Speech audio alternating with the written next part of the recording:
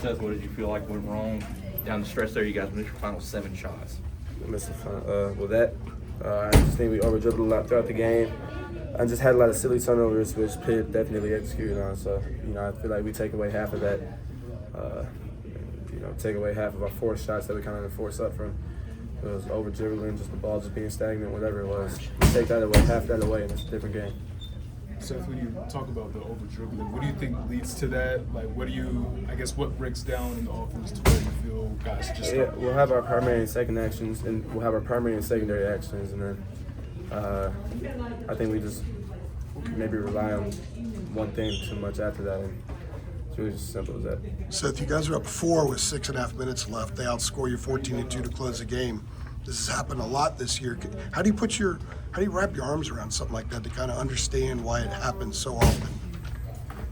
Continue to watch film, continue to hear, what our coaches are telling us, because what they're telling us, if we can translate it into the game, come crunch time and whatnot, we can win these games. But I don't know, maybe there's just this barrier with us right now. I don't know what it is, but we got to figure out how to translate what we learned here in the film room to the court, because like I said, it keeps happening over and over again.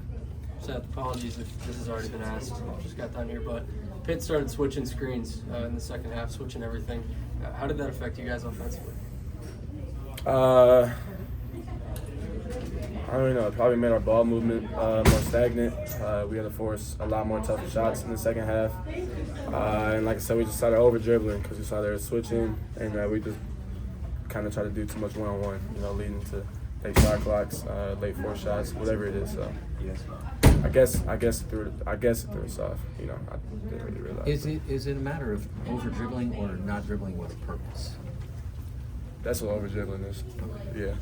Sorry, not to give it. Yeah. That's That's a great answer. Yeah.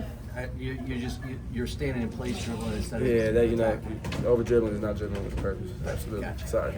How does that No, you're good. I'm sorry. How does that get rectified? Is it just a matter of having certain sets and staying in the set, or the actions, or how do you guys fix that? Having certain sets, but then just not shutting down after our set goes down. Just continue up our ball movement, continue to set go screens. We did that. That worked a little bit today. Just continue to be active off the ball. When we just sit and watch somebody, that's part of the reason why the ball gets stagnant. I can't blame it on just the ball handler because we're just sitting there watching somebody, so it's on us too. Jeff Capel noted that they to try to negate what you guys were doing in the first half, they left their bigs on you guys on the perimeter. What did that do, and how did you guys need to adjust to that when they did that? When they left their bigs on us? Yeah. We tried to attack him more. I feel like it helped us out a little bit. Sometimes it didn't, but I don't think that played the biggest effect on what went wrong in the second half.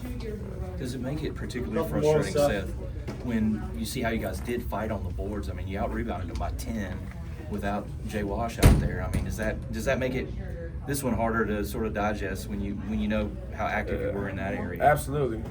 We know if we take care of the boards and we can do that, we know we put ourselves in a good position. So to do that, means that we did something terribly wrong in the other hand. So whether it was turning the ball over and them executing off of it, being stagnant, whatever it was, but that's something that we always just push on each other to get into the boards and out-rebound another team. And we always want to beat 10+. So we were that today. That's kind of shocking. That's really shocking that we end up losing by that much. How quickly are you able to turn yourself towards Saturday with such an important game ahead? It's got to be right now. That's our rival, Duke. Top 2 team in the country right now. They got incredible players. We want to sit and mope around about this loss. It's not good. So the second we leave this arena, our heads have to be towards Duke. What we need to do to go on camera and get a win.